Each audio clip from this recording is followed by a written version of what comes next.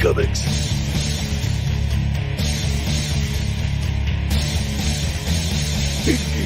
Comics.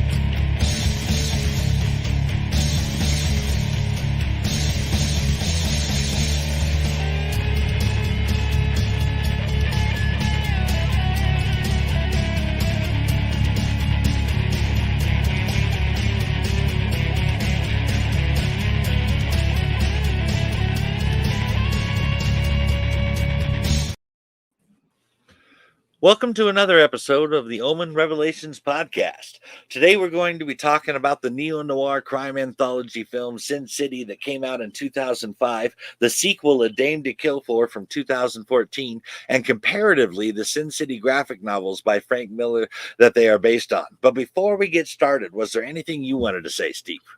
Sure. Crime noir comics are much more common these days, but when Frank Miller did it, it was a huge shift in the comics landscape. I'd argue that it was Sin City that paved the way for creators like Brian Michael Bendis, Ed Brubaker, Greg Rucka, and others to do their own noir-style crime comics.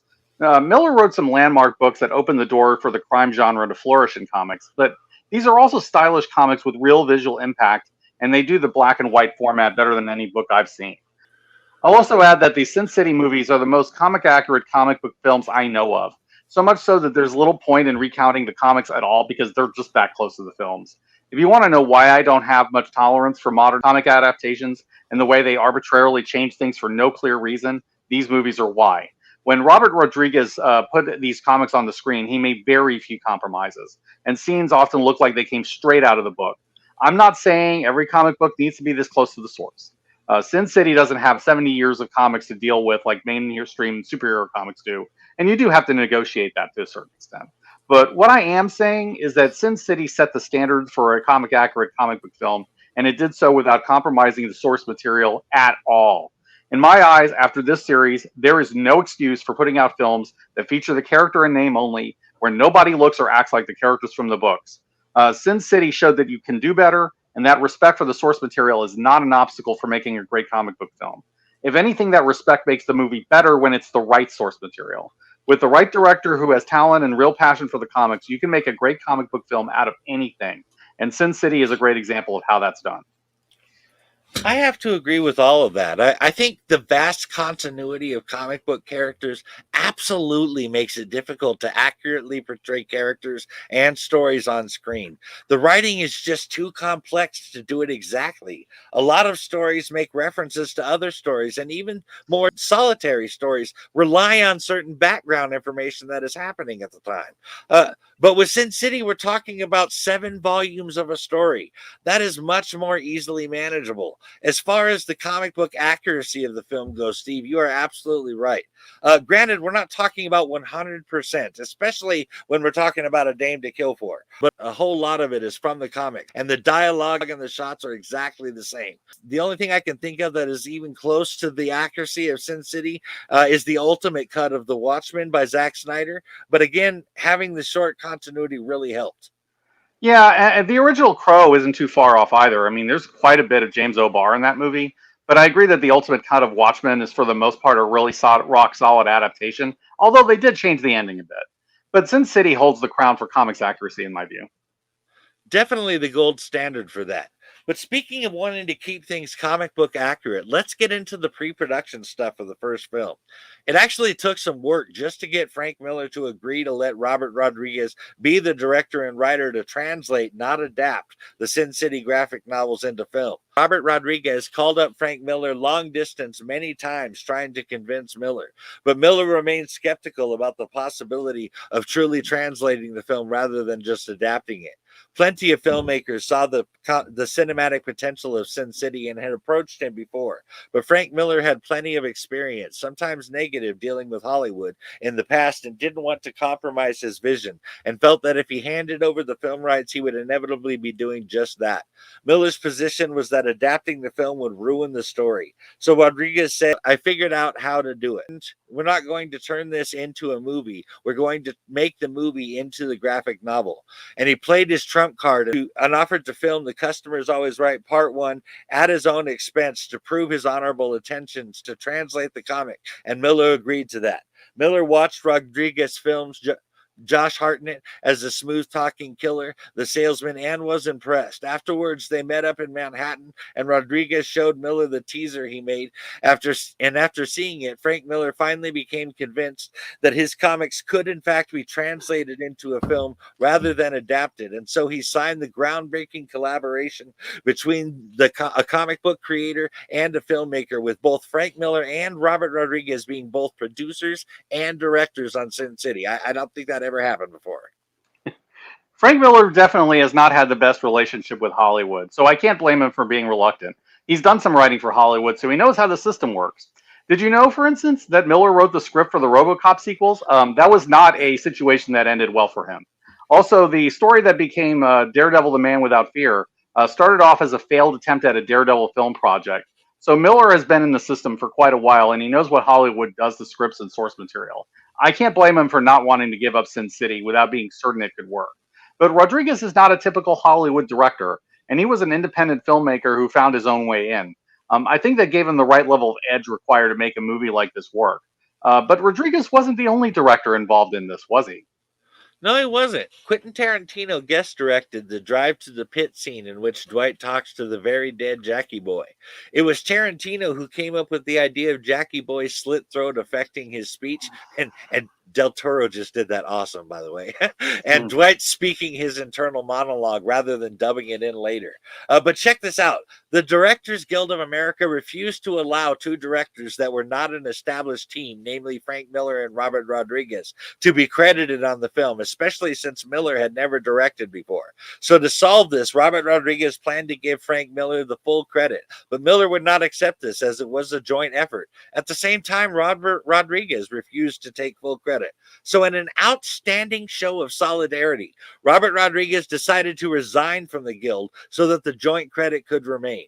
In truth, Rodriguez wanted to bring Tarantino on as a guest director, and Tarantino won't even join the Directors Guild, so they would have never have accepted that anyway. So really, quitting was the best option for the film. The interesting thing about all this is that Dame to Kill does feature Miller and Rodriguez in the credit, where the first didn't. So I guess they somehow found a way to make their point and make it stick. As for Tarantino, his involvement in this film is interesting. As you say, he was involved in the filming of the Big Fat Kill, which is the third volume in the series. The work that Rodriguez and Tarantino did on Sin City eventually led them to collaborating on their next project together, which turned out to be Grindhouse. I want to get into that a little bit because it shows Tarantino's level of Sin City fandom. Rodriguez ended up doing Planet Terror, a post-apocalyptic zombie film, and Tarantino made Death Proof, which is a 70s style car film about a stunt driver turned serial killer who murders women with his car. And it's actually not too bad. In that movie, Tarantino paraphrases one of Miller's lines from The Hard Goodbye. So when Stuntman Mike, played by Kurt Russell, talks about the old days of stunt car, he talks about back in the all or nothing days, vanishing point days, the dirty Mary, crazy Larry days. He's actually paraphrasing Marv from The Hard Goodbye. Tarantino has been critical of comic book films recently, but it's easy to forget that he was throwing in comic book references before comic movies were cool. And like Rodriguez, Quentin Tarantino is a huge fan of Sin City and probably of Frank Miller in general. Oh, that is really cool. I like that he did that in that movie, and I can totally believe that Tarantino is a big Sin City fan, especially when you consider how he was talking about making Casino Royale into a noir film. Plus, I can see Tarantino writing some of the dialogue in Sin City, and let's not forget Tarantino's propensity for violence, and that very much fits Sin City. Honestly, Tarantino is a great fit for a guest director. Oh yeah, I was thinking of Casino Royale as well since you mentioned that. I really get the feeling that Rodriguez and Tarantino are the type to geek out about comics when they're not making movies. I would love to be a fly on the wall in those discussions, but anyway, getting back to Rodriguez, how is he involved in the story, Mike? Well, the stories in Sin City are solidly based on Frank Miller's graphic novels. Robert Rodriguez wrote the screenplay. Sin City is based on The Hard Goodbye, The Big Fat Kill, That Yellow Bastard, and The Customer's Always Right from Booze, Broads, and Bullets, the first, third, fourth, and sixth books of Frank Miller's Sin City, respectively. But you know, one thing that the film doesn't really cover is the city itself, beyond giving us its actual name of Basin City. And I understand it was fairly fleshed out out in the comics. Can you tell us about Sin City as a place, Steve? Sure. So Sin City is in fact short for Basin City, as you pointed out, and it's a city set in some unidentified place out in the western U.S. I think it's very likely set somewhere in California because the Santa Yolanda tar pits are an important feature of the region. They're even a major part of the plot of The Big Fat Kill. California is known for the La Brea tar pits in Los Angeles, and that was more than likely an important influence on Santa Yolanda. I can talk about some of the other important places in city as well. So I'll list a few of them. The projects is the low rent and run down neighborhood that Marv was born in. It's pretty hopeless, and most of the people are trying to find a way out of there. And much of the hard goodbye is set in the projects. There's also Old Town, which is the red light district, which is run by the girls who work the streets. There used to be a lot of violence in Old Town, and this ended in a truce between the girls and the cops. So long as the cops are left alone, the girls, who are led by Gail, are allowed to enforce their own brand of law in Old Town without interference from the cops. So this becomes an issue in The Big Fat Kill. Also, Katie's Bar, which is a popular watering hole frequented by many of the major characters, is located in Old Town. Sacred Oaks is the domain of the wealthy and powerful of Sin City, set around the outskirts of town. The upper class of Sin City have pretty much insulated themselves from the outside in Sacred Oaks, as they control the cops and they can afford private armies for themselves. A lot of the major villains, such as the Rourke family and Ava Lord, tend to live out in Sacred Oaks. But with all this, I think it's pretty clear that there's a strong class difference in Sin City. A few people have control of most of the money and the power, such as the Rourkes and crime boss Wallenquist. They're the ones who corrupt the system, and they live in an insulated bubble out in Sacred Oaks. Everyone else is living out in run down, crime infested, and sleazy parts of town, like the projects, Old Town, or the docks. That lopsided power dynamic ends up casting a huge shadow over the major characters in the series. So let's talk about the creative process behind the setting of Sin City. Frank Miller created Sin City, drawing heavily on his knowledge of both New York and Los Angeles. But I also think there's an element of Las Vegas, Nevada, given that the name Sin City is associated with Vegas and the fact that it's a gambling town. According to Miller, the noirish atmosphere and the reigning decadence and corruption are directly influenced by Orson Welles' masterpiece, Touch of Evil from 1958. The dialogue crackles like a live wire with devastating put-downs, snappy one-liners, and a rough poetry and rhythm, which owes much of the likes to Chandler, Mickey Spillane, and Dashiell Hammett, and other crime writers that Miller first discovered as a teenager. I just want to add that in the opening pages of A Dame to Kill For, Frank Miller flat out says, with thanks to Mickey Spillane. So Miller, like you, wears his influences on his sleeve, to use your own words. I think that's an important note going into the story. Sin City is a love letter to the more violent, sexy, and darker noir genre stories like Mike Hammer. Consider that Malcolm Cowley of the New Republic called Mickey Spillane a dangerous, paranoid, sadist, and masochist, and even his own editors sometimes found his novels distasteful. Sin City pushes boundaries like that. We'll talk about this later, but even Robert Rodriguez had to dial it back a bit in a particular scene.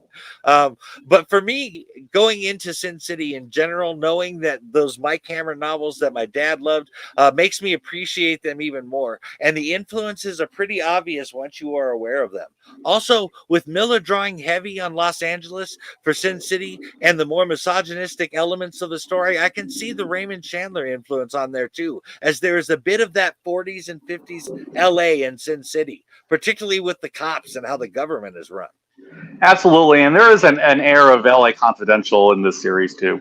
I've always have a more trust in a creator who's openly willing to admit that he stands on the shoulders of giants, though. And Miller has always been a writer who's been steeped in noir. I mean, he even admitted openly to including some noir influence in Daredevil, something that Alan Moore actually called him out on. and you also see some of it with Batman Year One as well. But Sin City is where Miller leans into the noir influence pretty hard, and he doesn't let up the brake at all. There's definitely a lot of the influences that we listed in Sin City, and especially Dashiell Hammett, who created Sam Spade, and stories like The Maltese Falcon. Miller's admitted to being a huge fan of the old Bogart films as well. And I can definitely see some Hammett influence in Sin City, particularly in A Dame to Kill For. I will talk about specific parallels when we get into that story, but Miller would certainly have been familiar with Hammett. But I think that you had an interesting thing about Miller you wanted to share as well, Mike? I do, Steve. There is a quote from Frank Miller in the opening pages of the fourth edition of Frank Miller's Sin City Volume 1, The Hard Goodbye, about Sin City that I thought was interesting. Sin City is a world out of balance where virtue is defined by individuals in difficult situations. From what I can tell, that is a very telling description of what one is about to dive into with Sin City without showing them just how far into the abyss they actually look. That's certainly true, and I think that vision comes across on the page and the screen. What Miller did with Sin City was create a hard, unforgiving world where the good guys don't always win, and when they do, they pay a high price for it. But that doesn't stop them from trying to make Sin City a better place anyway, sometimes without necessarily even intending to. These are bleak comics with damaged characters that are often likable and fascinating, in spite of, or maybe in some cases because of, how messed up they often are. Where a lot of modern creators tend to go wrong with Miller's influence is that they darken the characters to the point that they lose sympathy. That's not what Miller does in Sin City. Here we see characters that retain their basic sympathy and relatability, but they're dragged into the darkness by dark situations and the corruption around them. The characters are just trying to find ways to survive in Sin City without losing themselves or surrendering what makes them human. The setting is a character in these stories, and in an odd sense, Sin City could even be seen as an antagonist that all the heroes are struggling against. There's a really interesting setup with that gives you some really deep character conflict. I absolutely love how you put that. Sin City is absolutely an antagonist in the story, like the one behind the scenes making all their nightmares come true. Mhm. But now, before we get into talking about the movie, I would like to clear up something that may or may not be confusing for our listeners. When we're talking about the movie Sin City in this episode, it should be noted that we're talking about the recut, extended, and unrated edition. And it is about 6.5 minutes of actual story footage longer, despite the version's claim of being 23 minutes longer. I calculated another 7.5 minutes, which accounts for additional credits and logos for the individual stories. But there are 3 minutes of time I cannot account for in that 23 minutes I'm talking about there. It also means that the stories are in a different order than the theatrical release of the film. In the theatrical release, the order is The Customer's Always Right Part 1, That Yellow Bastard Part 1, The Hard Goodbye, The Big Fat Kill, That Yellow Bastard Part 2, and The Customer's Always Right Part 2. For the recut, extended, unrated edition, Robert Rodriguez separates each of the stories into 4 individual short films. If you own this version on Blu-ray or DVD, then you can watch the stories individually however you would like. I own the digital copy, however. So that's why we're discussing the stories in the order that we are. On the digital version, the movie starts with The Big Fat Kill. This short stars Brittany Murphy as Shelley. Clive Owen played Dwight McCarthy. But believe it or not, Anthony Michael Hall was considered for the role too. Hmm. Benicio del Toro plays Lieutenant Iron Jack Rafferty, aka Jackie Boy. But Adrian Brody had also auditioned for the role. Rosario Dawson played Gail, but Kate Bosworth was actually the original choice. Um, Devon Aoki played Miho. Alexis Bledel was cast as Becky. Tommy Flanagan, who I love, played Brian. And Michael Clark Duncan played Manute. The casting in this movie is as perfect as it gets. Many of these actors look like they walked straight out of the comic. And to emphasize this, they even show clips of Miller's art comparing the actors to their comic versions. Since you mentioned her, though, I think they were right in casting Rosario Dawson as Gale. She does look like the Gale from the comics, and she gets the inner strength of that character. A couple of these choices would end in tragedy, sadly, since they would pass away before the sequel was made. But it was great seeing them in these roles in the time that they were still around. Now, to one thing that may throw you with these films is their continuity. The movies tend to flash back and forth quite a bit, and forward quite a bit. And unless you've read the books, you may not necessarily know how the pieces fit. It should be noted that chronologically speaking, at least as far as the comics go, The Hard Goodbye and A Dame to Kill For happened before A Big Fat Kill. So there are references made in the film to those previous stories. So when we see Clive Owen as Dwight McCarthy in A Big Fat Kill, this is the same Dwight from A Dame to Kill For. And I know it's hard to believe because they look completely different. The continuity does get a bit muddled in the second film, and I'll get into why that is when we talk about it. But just be aware that this movie likes to do its share of time jumps when it moves between stories. But speaking of A Big Fat Kill, did you want to get started on that one, Mike? Absolutely, and you make a great point about the story jumping around. But that's what your friends Mike and Steve are here for. Well, That in the comics, obviously. So I think I will start us off with a story synopsis for A Big Fat Kill, and that would go like this. Shelley is being harassed by her abusive and drunk ex-boyfriend Jackie Boy and his 4 drunk friends. Unfortunately, Jackie Boy is not only married, he is a hero cop of Basin City. Shelley's actual boyfriend, Dwight McCarthy, happens to be inside her apartment with her as Jackie Boy bangs on the door and threatens to break it down. As Dwight walks into the back, Shelley opens the door and lets Jackie Boy and his friends inside. Jackie Boy wants Shelley to call up some of her friends for him and his boys to hit the bars with, and she refuses and gets smacked around for talking back. But Jackie Boy gets his when he goes into the bathroom to take a piss. Dwight McCarthy violently warns him to leave Shelley alone by threatening to make him useless for a woman, and shoves his head into the toilet he just pissed in. Jackie Boy and his crony leave and drunkenly drive to Old Town looking to pick up a girl. Dwight follows and sees them harass Becky, a young prostitute. Gail, the prostitute's leader and Dwight's one-time lover, also witnesses the scene. When Jackie Boy threatens Becky with the gun, Miho, a martial arts expert, kills Jackie Boy and his friends. They realize Jackie Boy is actually Detective Lieutenant Jack Rafferty of the Basin City Police. If the cops learn how Rafferty died, their truce with the prostitutes would end and the mob would be free to wage war on Old Town, which you'll note that they immediately do when given the opportunity.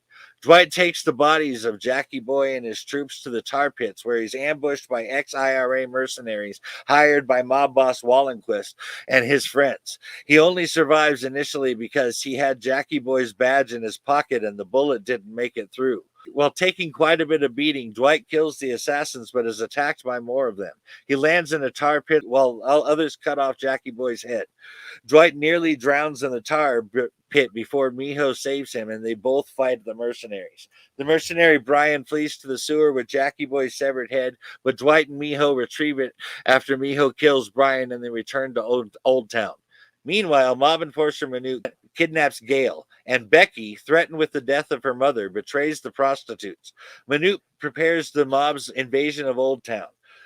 Dwight trades Jackie Boy's head for Gail's freedom, but the head is stuffed with a grenade that Dwight detonates, destroying the evidence as Gail's captors. The other prostitutes gun down the mercenaries while Becky, injured in the fight, escapes. Soon Gail and Dwight are blasting into the slaughter as well, and his passion with Gail is ignited again briefly. But as Dwight put it so well, the fire, baby, it burns us both. It kills us both. There's no place in the world for our kind of fire. My warrior queen, my Valkyrie, you'll always be mine, always and never.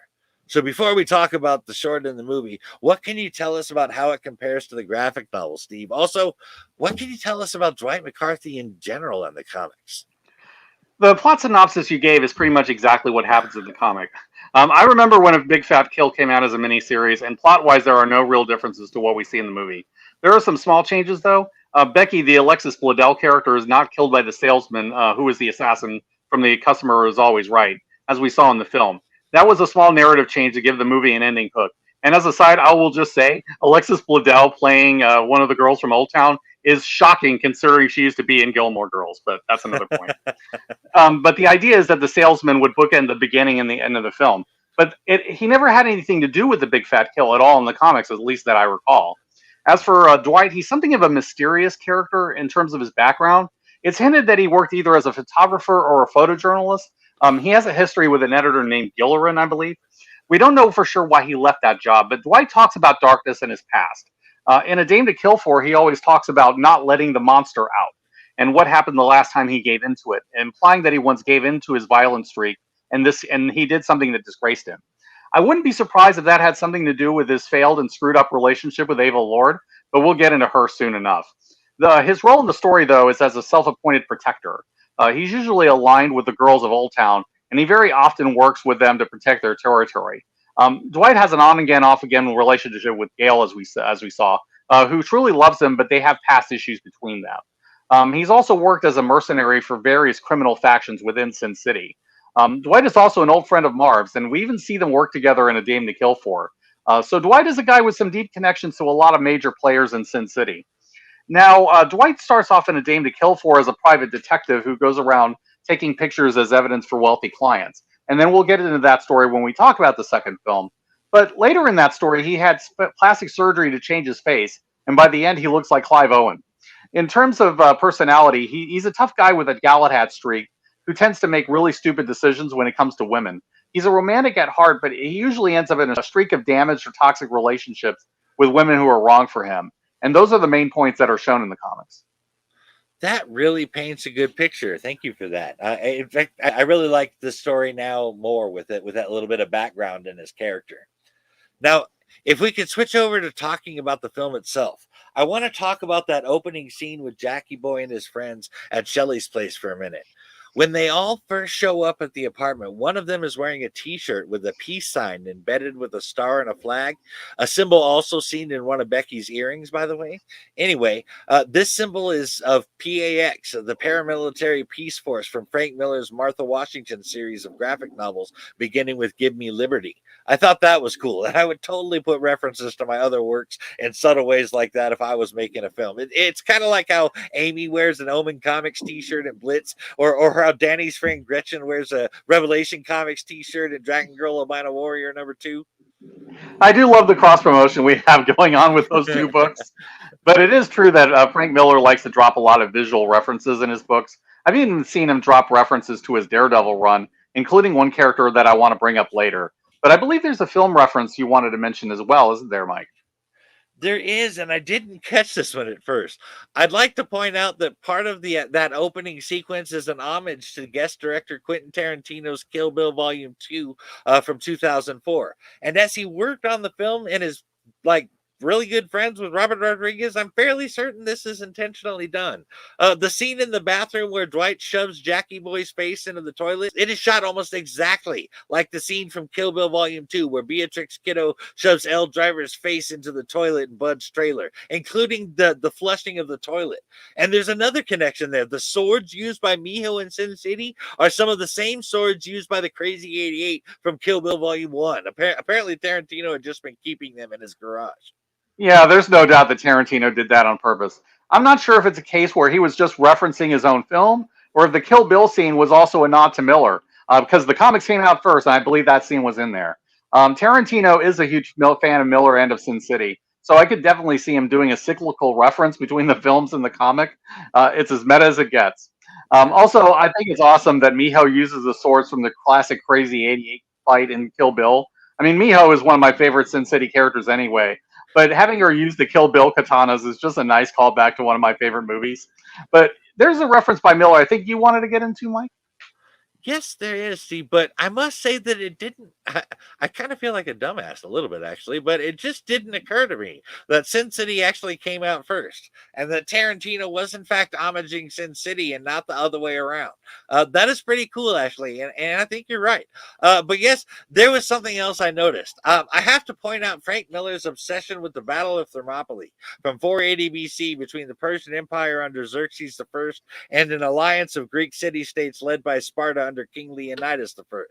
As many probably know, Frank Miller wrote a limited series comic called 300 back in 1998, just 3 years after he wrote The Big Fat Kill, that was based on that famous battle. So why am I bringing it up in this episode? Well, King Leonidas used the narrow pass of Thermopylae to make the Persians' greater numbers irrelevant, and so too did Dwight McCarthy lure the mercenaries and gangsters into a narrow alleyway for the same reason.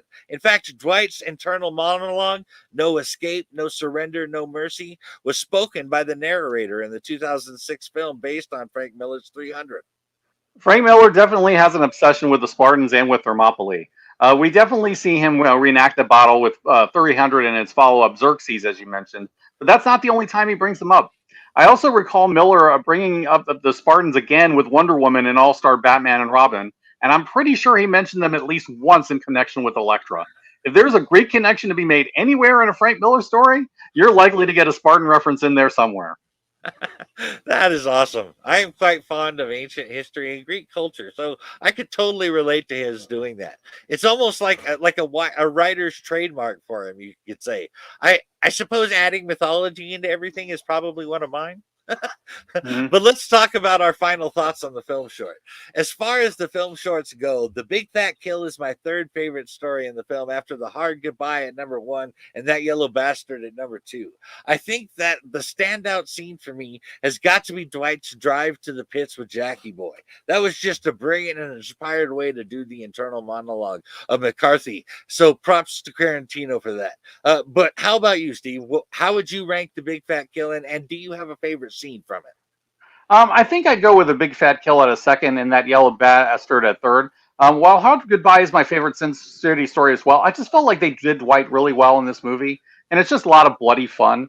Gail and Miho are entertaining to watch in this film, and I will say the whole fight at the tar pits, Dwight and Miho, really, really well done. I would say mine's pretty up in there.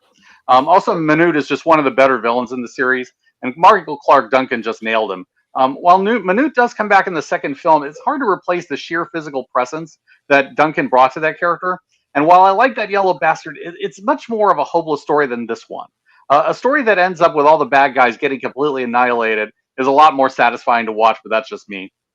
Oh, that's not just you, Steve. I can certainly see that. The ending of A Big Fat Kill is very satisfying. And I love the line that described what they were feeling during that scene.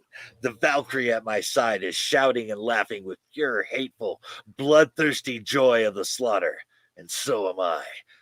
They were righteous in that moment, or at least on the right side, and they were fully justified in what they did. As far as the streets are concerned, they walk away from that big fat kill clean as a whistle. But if you add that they took a chunk out of a long-standing enemy in Wallenquist, it feels like a big fat win too. Mm-hmm. So let's move on to the next story, which is The Customer's Always Right.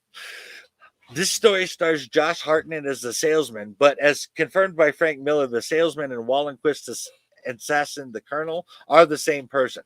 But that aside, The Customer's Always Right co-stars Marley Shelton as the customer. This bit is interesting. With the exception of The Customer's Always Right, the narrator always mentions the name of the story in the dialogue. But I have read some of the comics, and I think it doesn't make mention of the name because the comics do not make mention of the name. Mm-hmm. But back to the story. The story is short, even among shorts, at 3 minutes and 15 seconds. Now, in the movie, part one goes like this: the salesman walks onto a penthouse balcony where the customer looks out over a basin city. He offers her a cigarette and says that she looks like someone who is tired of running and that he will save her. The two share a kiss and he shoots her. She dies in his arms. He says he will never know what she was running from, but that he will cash her check in the morning. But that is not all that clear about what went down there. I believe Steve can elaborate on part one from the comics and clear this up a bit. It's different from the movie, and I think I like it more. But why don't you tell us about how part one goes in the 3-page short in Booze, Broads, and Bullets, Steve? Well, I mean, there's not a whole lot to add. It plays line for line exactly the way it does in the comics, except for some slight editing in the woman's dialogue. It plays a little differently on a visual level, but it's near exact in most respects. I can add some context about the story, though. Miller's idea was that the customer was involved with a mafioso, and then when she broke it off, the mobster threatened to kill her when she least expected it, and she was scared of him. So the customer hires the salesman to kill her instead, so that she dies on her terms and not of those of the mobster. See, I think I like that story more knowing that background information on that scene. Without it, The Customer's Always Right is just thinner. And honestly, the title doesn't make sense without that information. I know what you mean. I think Miller was trying to play for ambiguity and allowing the reader to interpret the scene. But I think it definitely adds weight to know why the customer ends up hiring the salesman to kill her. But let's move on to part two. Sounds good. Part two of The Customer's Always Right again stars Josh Hartnett as the salesman, but this one co-stars Alexis Bledel as Becky from The Big Fat Kill. This short was made just for this movie, as it would seem, as it isn't in the comics. In the short, an injured Becky is making her way out of the hospital, talking on a cell phone to her mother. She gets into the elevator and encounters the salesman dressed as a doctor. He offers her a cigarette, calling her by name, and she abruptly ends the call with her mother, realizing that the salesman will kill her. Yeah, it was designed for the film with the idea of ending the film with the same character it started with. I'm curious to know who hired the salesman since it's never openly stated. I wouldn't really be surprised at all if it was Dwight or Gale, if only because Becky needed to be silenced if the truth was to be kept. and she'd already proven to be a blabbermouth who sold out Old Town just to save her own neck. It's a bit dark, but she was a dangerous loose end that needed to be cut out of the loop. When you said that save her own neck, I just got that perfect visual of Gail biting that chunk out of her neck and spitting it out on the floor. Oh, yeah, perfect moment. Yeah, yeah. So we are both in 100% agreement that Becky was a loose end that needed to be tied up. But as to who sent the salesman to kill her, let me propose a theory to you, Steve. If you take pieces from the two movies and a little bit from the comics, I think we can deduce that it was Wallenquist that sent the salesman for several reasons. The first and most important reason is that the girls of Old Town are probably loath to hire a gangster to do anything, considering their relationship. Also, had it been Old Town that wanted her dead, it would have been Miho to kill her, I think. The second big reason is that both the salesman, or rather the colonel, and Minute worked for Wallenquist, and it was Wallenquist who was trying to come back into Old Town. So it was almost definitely Wallenquist that Becky had made the deal with, and Wallenquist who was threatening to kill her mom. Wallenquist loathes the girls of Old Town, and not just for business reasons. My guess is that Wallenquist would have killed Becky anyway, but definitely after things went sour in Old Town, and he lost a bunch of his men, including Minute, a guy that cannot be replaced. It is a typical gangster move to use someone for your own purposes and then dispose of them to keep them quiet. But what do you think about that, Steve? That's definitely a plausible theory, and I think that you're right that Miho would have been the assassin if it had been Gale. I mean, Miho is a full-on ninja, and she's very good at swift, silent, and clean kills. So, as an aside, Miho taking on the salesman would be an interesting fight, but I digress. The Yeah. salesman does work for Wallenquist, though, and that is a difficult fact to overlook. I could see it, but he's just a really stylish character, and he's really easy to like, even with the dirty business that he does.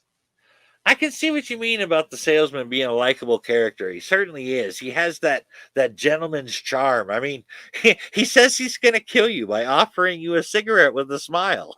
How gentlemanly can you get? I mean, we have gentleman thieves. Why not a gentleman assassin? As for the stories themselves, I think they are good. They are good as well, if not really short. But that said, the customer is always right ranks at the bottom of the film shorts that comprise Sin City for me. That is a valid concept indeed, and I also like the salesman as a character. I just have one interesting point to add, and it connects to Omen Comics.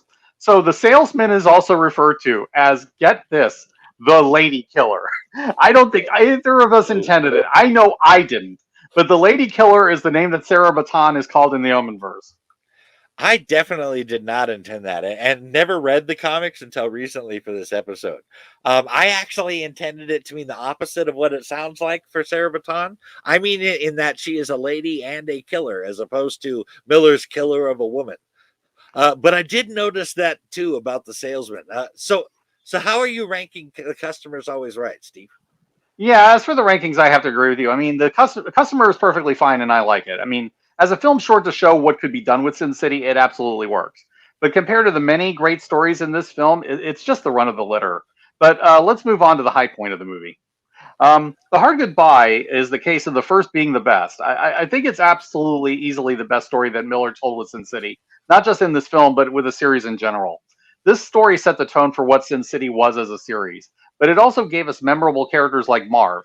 The Hard Goodbye was a 13-issue series, and it was originally published in Dark Horse Presents' fifth anniversary special in April of 1991.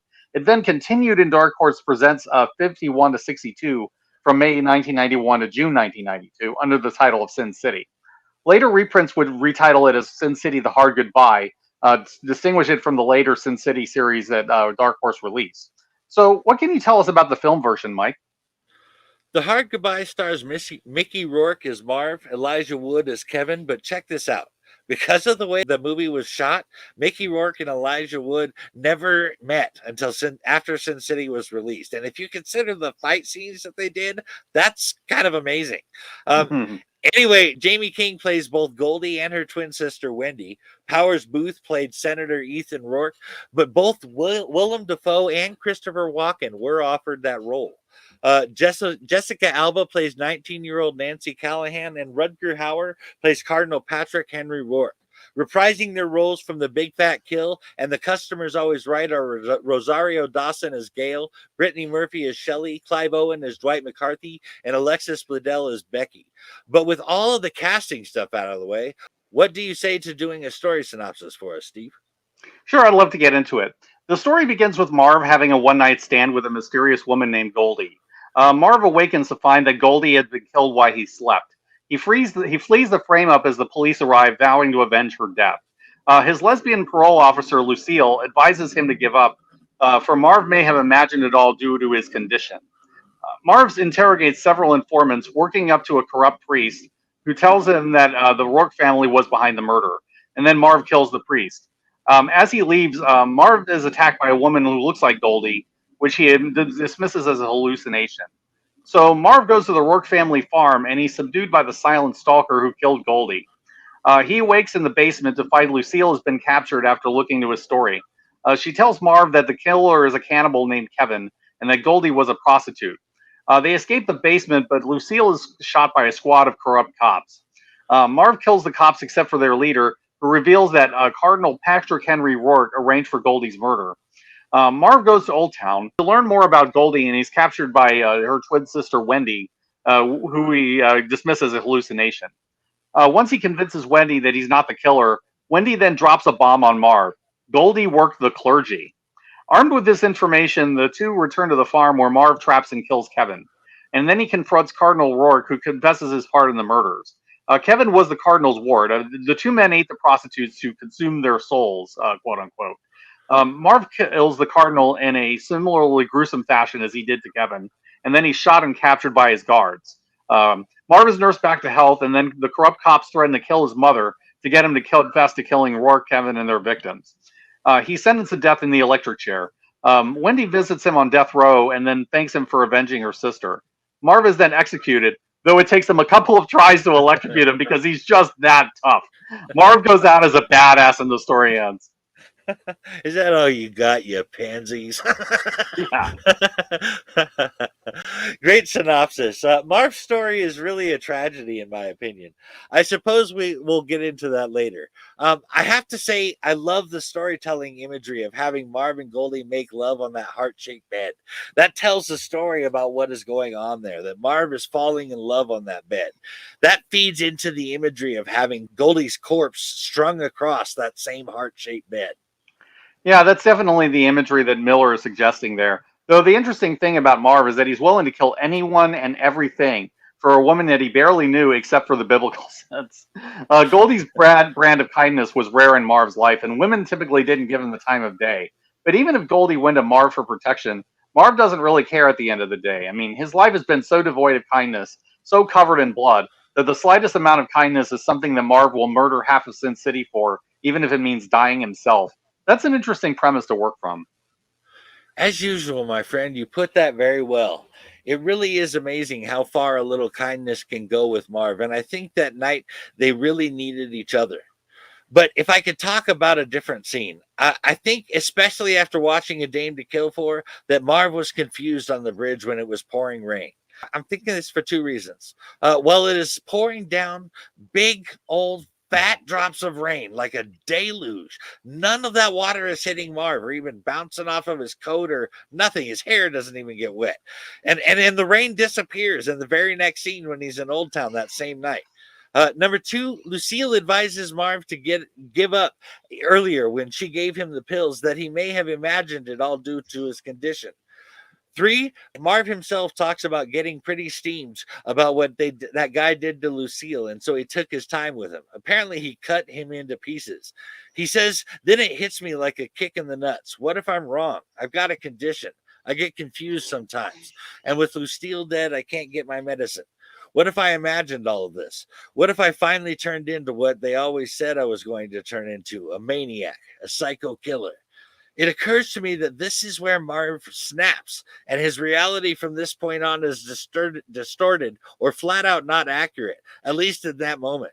I think Goldie's death pushed him to the edge, and Lucille's death pushed him over it. You'll notice his brutality is turned up to 11 for the rest of the short. Marv is a classic unreliable narrator, and you can never be entirely sure of anything that you see from his perspective. It should be seen that Marv is probably the strongest of the main Sin City characters, so it's not impossible that things happen the way that he described it. I mean, Marv is even able to manhandle a physical powerhouse like Minute, as observed by Dwight, and he's pretty near berserk at this point. So I can't rule out completely the possibility that Marv is just mauling these people left and right. At the same time, I do think it's probable that this is where Marv starts to lose it, though he has enough faculties left to question himself at the very least. I mean, he ends up being right about Rourke, but he could very easily have been delusional by then too. You know, I would also like to point out that Marv was drunk as shit when he beat the hell out of Minute. Mm-hmm. I can tell you, you don't fight well when you're drunk, even if you think you do. So that was impressive. I do not mean to disregard anything Marv says because he is delusional. Granted, I got this from Tony Soprano, but I have said this many times. Even a broken clock is right twice a day. Marv could have very well been on the frayed edge of sanity, to quote James Hetfield, but that doesn't make him wrong. And you'll note that is something that came up with while Dwight was driving Jackie Boy to the tar pits. This time I can't bring myself to tell him to shut up. Sure, he's an asshole. Sure, he's dead. Sure, I'm just imagining that he's talking. None of that stops the bastard from being absolutely right. That is a great quote, and it's very applicable to Marv as well. But Rourke and Kevin absolutely needed to die. I mean, they were preying on women in hopeless situations and doing horrifically cruel things to them. And there's no way that the law would touch either of them. I mean, we see in other shorts that crossing the Rourkes in any way tends to lead to people getting their lives destroyed. And honestly, I think this happens to Marv as well. I have no doubt that Senator Rourke was behind Marv getting railroaded and executed. It's definitely in his MO to do that, and he'd definitely make an example of his brother's killer. But in any case, while there's no question that Marv needs serious help, his cause is very much justified. I love it. So we're definitely in agreement there. But let me dig into Marv for a minute. It seems to me that Marv was miserable and lost and without purpose for being before Goldie. I am under the impression that in his younger years he felt like he had a purpose, but that he had lost it along the way, perhaps during his 2 stints in prison. But to illustrate my point, I'll quote Marv himself. Hell's waking up every goddamn day and not even knowing why you're here. But I'm out now. It took someone who was kind to me getting killed to do it. But I believe her death facilitated 2 things for Marv. Her death gave him a reason to exist, even if that reason led to his death. And that leads to the second thing her death facilitated. I get the impression that Marv is the type of guy that would not kill himself no matter how bad it got. I want to go as far as saying that he felt as if he was going to die, then he would have to be killed. But you know how Captain America in the Ultimate Avengers movie wanted to die, and so he threw himself into the most dangerous missions he could find in hopes that he would die in action, which is similar to suicide, but minus being the one who actually does the killing. Well, I get that same vibe from Marv, and not just in this case. I think this had been going on for a while, as he did some pretty crazy stuff with Dwight McCarthy before this as well, including fighting Minute. Lastly, considering these words by Marv, hey, there is no settling down. This is blood for blood and by the gallons. This is the old days, the bad days, the all or nothing days. They're back. That sounds terrifying to the average person. But Marv is talking about it like his time has finally come. Yeah, there is a suicide by cop feel to Marv at the end of this. I mean, if Marv was going to die, he was going to make damn sure that it was on his own terms. And this becomes a theme with a lot of characters in this series. I mean, he never played by the rules of society. And even if he knew he was facing certain death, that was the way he was going to go out. He knew it was too late for him, but Marv is at heart a warrior, and he's bound and determined to go out like one. But Mike, we need to talk about Kevin. I think you had a point about him you wanted to make. Yes, I do. But first, I absolutely agree that Marv is in his heart a warrior born. And I have to pull another Dwight McCarthy quote when it comes to Marv. Most people think Marv is crazy. He's just had the rotten luck of being born in the wrong century. He'd be right at home in some ancient battlefield, swinging an axe into somebody's face, or in a Roman arena, taking his sword to other gladiators like him. I always really love that line, but it's true. I mean, Marv is pretty much what happens when you put Conan in a modern setting. Society is just not going to tolerate somebody who lives like the sword like that anymore. There is no way that that guy gets out in one piece, and unfortunately, he doesn't, as we see. Oh, you were right about that. In fact, I kind of like how it ended a little bit more with how you flavored that. But as you say, I have to talk about Kevin. Despite looking like an unassuming farm boy, he is fearless and has superhuman fighting skills, sharp claws, and agility, enough that he is able to take down the 7-foot tall Marv on his own. We've seen Marv just walk through everyone until he met Kevin. Take that into consideration. Kevin is a badass as well as a total psychopath. I would say that Kevin is one of my all-time favorite serial killers in a story because I find him unnerving. He is particularly scary because of his complete lack of emotion and never making a sound. And that way he's kind of like Michael Myers with his blank face and silence. All of that would be scary enough, but there is an additional level of creepiness added to someone killing you when you know that they plan to eat you. And that gets even more disturbing when eating you will fill him with white light like some kind of moment with God. So that too adds to why Kevin is so scary. One thing that would terrify me is that Marv cuts Kevin's limbs off, has Kevin's pet wolf eats his insides, and finally decapitates him. Kevin never makes a sound, even during his own excruciating death, and keeps a blank expression even after his head has been taken off. To not even grimace while your limbs are cut off is intense.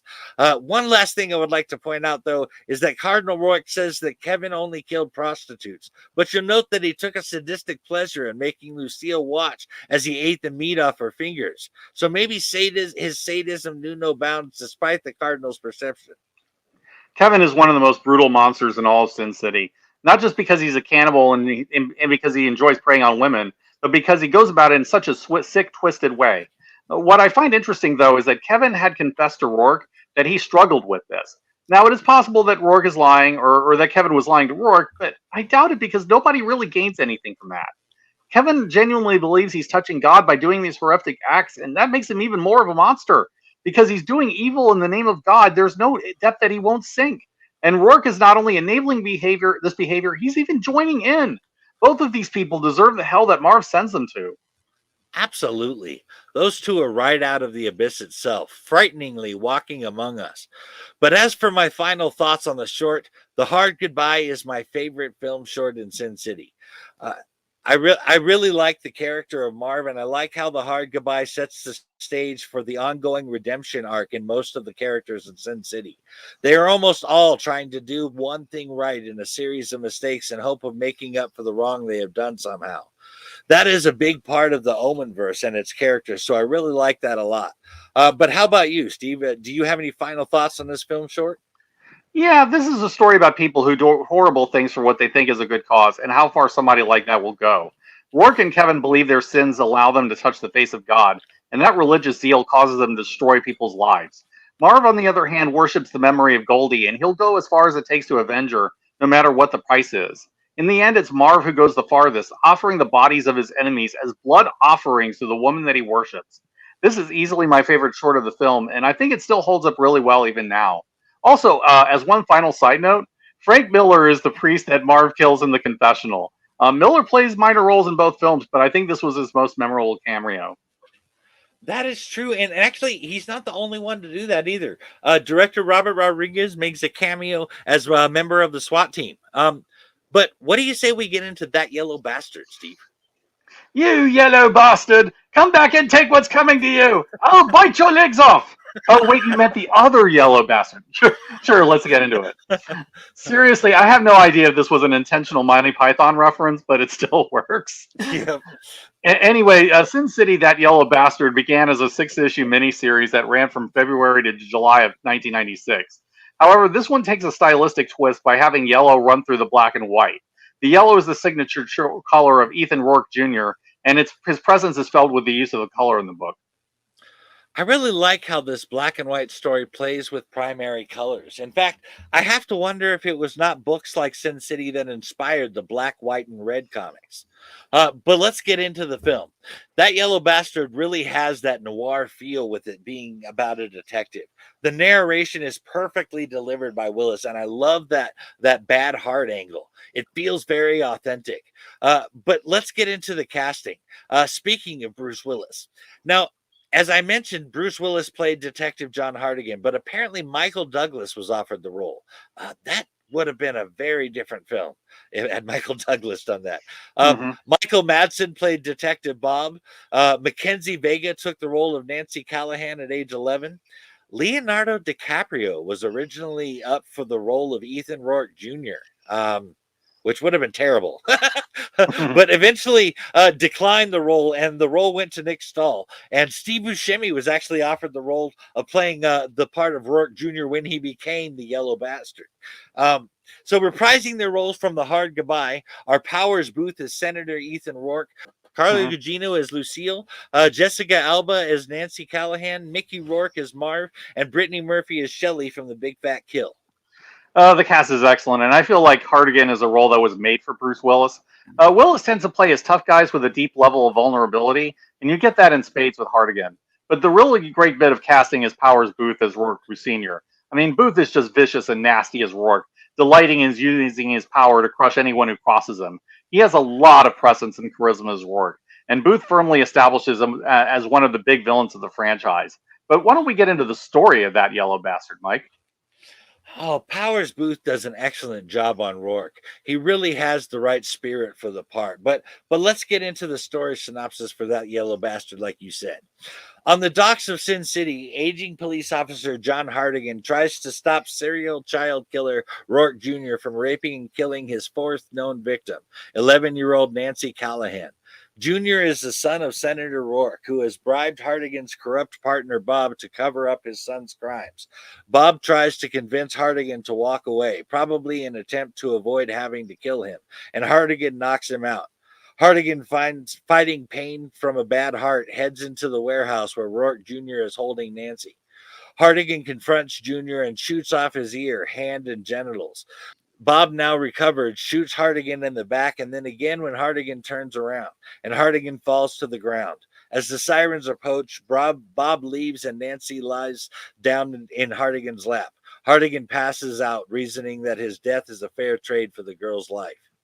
Sometime later, Hardigan is recovering in the hospital when Senator Rourke informs him that Jr. is in a coma and that the Rourke legacy is in serious jeopardy. Hardigan will be framed for Jr.'s crimes. If he tells anyone the truth, his family will die. A grateful Nancy tries to tell everyone the truth, that Hardigan saved her, but Rourke owns them all because he knows all of their secrets. So Nancy promises to write to Hardigan every week under the pseudonym Cordelia, after her favorite character in a young detective novel, to hide her identity. Hardigan goes to jail, though he refuses to confess. He receives weekly letters from Nancy as promised. After 8 years, the letters stop, and he receives a severed finger instead. Hardigan confesses to all the charges so that he can get out and save Nancy, leading to his parole. He searches for an adult Nancy, not knowing that he is being followed by a deformed yellow man. He eventually finds her at Katie's bar, where she has become an exotic dancer. Hardigan realizes he was set up to lead them to Nancy, and the two drive away in a car, leading to a high-speed chase with that yellow bastard on their tail. Hardigan, being a better shot, leans out of the car and shoots the yellow man, causing him to crash. They stop to confirm the kill, but they cannot find that yellow bastard's body, and so they continue on to a hotel, unaware that that yellow bastard is hiding in the trunk. As they hide in the motel, Nancy confesses her love for Hardigan, who is unable to reciprocate her feelings. The deformed man ambushes Hardigan and reveals himself as Rourke Jr., disfigured by years of treatment to regenerate his body parts. Jr. hangs Hardigan and takes Nancy away. Hardigan escapes and tracks down Jr. at the Rourke farm, where we see Kevin on the porch reading a Bible. Hardigan fakes a heart attack, causing Jr. to lower his guard and stabs him in the stomach. He castrates Jr. a second time and beats his head into the ground until Jr.'s head is just busted pieces of bone and blood. He sends Nancy away in her car, promising to take down Rourke and join her soon, and that she will never lose him again. But after she leaves, knowing that Senator Rourke will never stop hunting them, Hardigan commits suicide to ensure Nancy's safety. That was a really cool summary, Mike. But we'll start at the beginning on this one. I like that Miller begins with the classic last day before retirement setup that is so common to cop stories. But far from getting the Roger Murtaugh treatment, Hardigan is set up by his partner. And you know that Riggs would never do this. At the same time, Bob has some layers. I mean, he's definitely a treacherous little weasel, but he does have some proper cop instincts in him somewhere. Mike, I think you had some thoughts on Bob you wanted to mention? I do actually, but you were spot on with the classic setup for Hardigan's character. I really like that as well. But back to Bob. I think that Bob definitely tried to talk Hardigan out of getting involved because he knew that he would have to kill him if he did not back off. You'll notice that Bob says that he hates himself for it. Bob may be a dirty cop, but that doesn't mean he wants to kill a good cop like Hardigan, much less his partner. Between this story and Dame to Kill For, Bob shows that he's not defined by his corruption. He really wants to be a good cop, but he doesn't have the strength of character that Hardigan has. Bob tends to be the guy who wants to play ball with the system while also doing some good here and there when he can get away with it. But when the system is protecting a predator like Rourke Jr. and a monster like Senator Rourke, Bob ends up on the wrong side of this one. There is something pretty sick about telling Nancy not to leave, like Hardigan says, so that Rourke Jr. can have her. But that one thing aside, Bob definitely just ended up on the wrong side of that one. I also have to talk about Hardigan's suicide at the end. So Hardigan kills himself at the end in both the comics and in the film. But you know how a lot of this film is practically shot for shot like the comics? Well, the shot where Hardigan shoots himself in the head at the end of the film is not like how Frank Miller originally made it in That Yellow Bastard. In the comic, Hardigan is seen clearly from the front and from the chest up, holding his hand cannon to his temple. There's an entire page that just says "boom" in white letters across the black screen, and and then the last page where we see Hardigan from the back lying dead in the snow with smoke rising from his temple and from the gun. What we saw in the movie, however, is almost exactly like a copy of the suicide scene at the end of A Dame to Kill For. But check this out. In the 2014 movie A Dame to Kill For, Nancy Callahan says that Hardigan put his gun in his mouth and pulled the trigger, which isn't like either the death in That Yellow Bastard or the death in A Dame to Kill For. Yeah, that is rather weird, and I'm not sure what exactly happened there. There is a bit of dissonance there when you know that's not how it played out on screen. The second film isn't quite right when it comes to its continuity, and this is an example of how. Anyway, that entire plot point gets its momentum from the relationship between Hardigan and Nancy Callahan, and I have to admit that it bothers me. Do you feel the same way about that, Mike? I do, and I will go as far as saying that even with the yellow bastard in this story, one of the creepier aspects of that story is how Hardigan says that while he is in prison, that Nancy Callahan is like the daughter he never had. However, being she's 19 and he is 60 when he gets out of prison, it's more like granddaughter. Anyway, he knows being in a relationship with her is messed up. He even says there's wrong, and then there's this. He flat out refuses her initially, as he should have. But by the end of this short, his feelings are not paternal, but sexual and romantic. This would be inappropriate enough all on its own, but having rescued her from a sexual predator as a child seems to really push his feelings over the line. The only explanation I can see for this is that he got lonely in prison and perhaps was even more messed up by his wife marrying someone else while he was in prison. I think there was also something additionally piercing about his wife having two kids when you combine that with the previous statement of Nancy Callahan being the daughter he never had. The only thing I can think of is that quote I mentioned from Frank Miller earlier. Sin City is a world out of balance where virtue is defined by individuals in difficult situations. That world is definitely out of balance, as was that situation with Nancy and Hardigan. But there is some virtue to be found in his sacrifice to save her.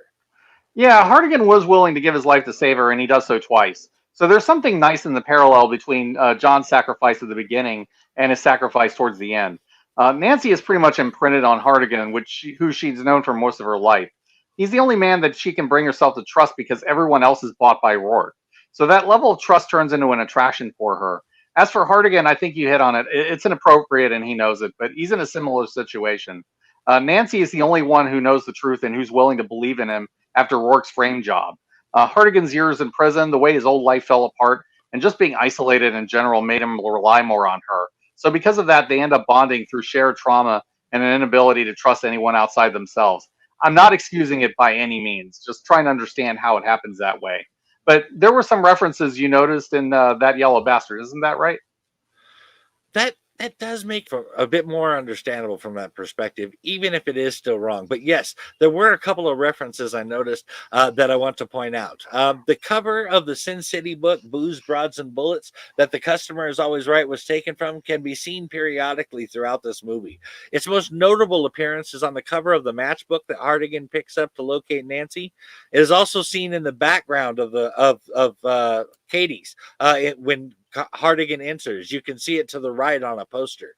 But there is something else you can see when Hardigan goes into Katie's. As she enters, Shelley is carrying a bottle of Chango beer. This is actually a director trademark of Robert Rodriguez, much like Apple cigarettes are a trademark of Quentin Tarantino's. And as a quick side note, you will see Dwight McCarthy smoking red apple cigarettes in A Dame to Kill For in 2014.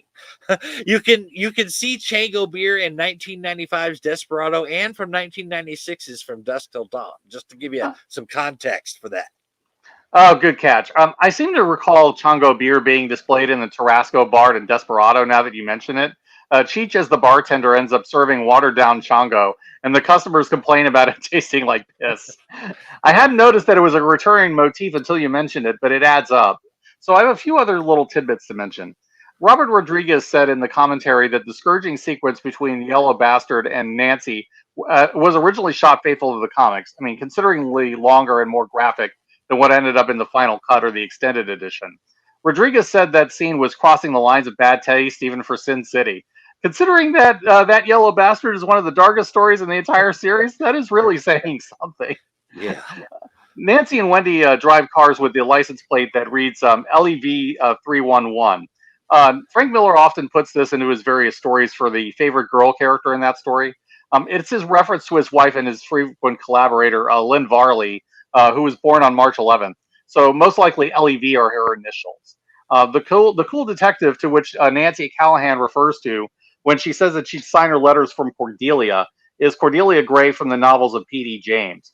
Clive Owens, interestingly enough, starred in the P.D. James written movie Children of Men in 2006. Now, and also, as an aside, I can't help but wonder if the name Nancy is a nod to Nancy Drew, but I could possibly be reaching with that guess. But Mike, what are your final thoughts on that Yellow Bastard? I will tell you, but first I have a question. Have you ever noticed that LEV 311 thing in the comics at all? I didn't until I looked this up, to be honest. But yeah, it has happened a few times. Ah, okay. All right. All right. So first off, that is actually really cool about the license plate. I really love that. As far as the Yellow Bastard, it is my second favorite film short in Sin City. I don't think that it's a coincidence that my two favorite stories involve a sick, twisted killer. We have talked about my obsession with villains in the story and with serial killers in particular. I have also said that I like the darker, more horrific stuff in films, and both that Yellow Bastard and the Hard Goodbye certainly cover that side of Sin City. I will add that I plan to dig up some of Sin City's stories about the farm in general, especially after seeing Kevin on the porch when that Yellow Bastard is hurting Nancy. Realizing that those stories coincide at the same location just didn't click until that moment. I know that the senator has been there and that the cardinal took part in Kevin's murders and cannibalism. I mean, you could do a whole horror movie on just the farm and the fucked up Rourke family. The Sin City version of Texas Chainsaw Massacre. Oh man, like I said, I don't enjoy Yellow Bastard quite as much, but I admit that the story didn't speak to me as much, and that's fine. I do enjoy it though, and I love what a twisted and thoroughly evil villain that Senator Rourke is. At the same time, Rourke's only weak point is his love for his monster of a son, and that makes him fascinating. I mean, this is a story that shows two people who have been chewed up and spit out by the corrupt system in Sin City. Like Marv, Hardigan goes out on his own terms, but for Hardigan, it's about saving a woman rather than avenging her. Anyway, let's move on to the second film, A Dame to Kill For. This one is a little different in that two of these segments were written by Miller specifically for the movie. However, the other segments are lifted straight from the comics. Two of the film's four segments, Just Another Saturday Night and A Dame to Kill For, take place before the events of Sin City from 2005. They're based on the Sin City comics of the same name. Both featured Marv with Just Another Saturday Night focusing on him. The other one focuses on Dwight. Marv also appears in A Dame to Kill For, but Dwight McCarthy is the focus of the story. So why don't we get into the production, Mike? I'd be happy to, Steve. Sin City: A Dame to Kill For came out in 2014 as a prequel and a sequel to 2005 Sin City, with interlinking stories that take place both before the first film and after it.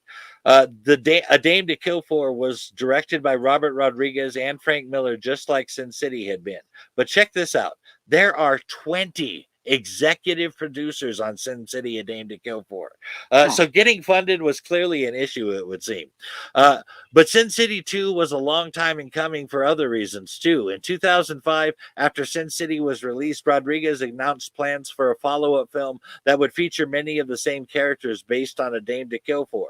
Frank Miller, who was writing the screenplay in 2006, had anticipated production beginning later in that year. However, Robert Rodriguez has also said that official casting would not start until the script was finalized and in the studio's hands. So just like they could not proceed without the writing part done, neither can we. So why don't you walk us through Hmm. it, Steve?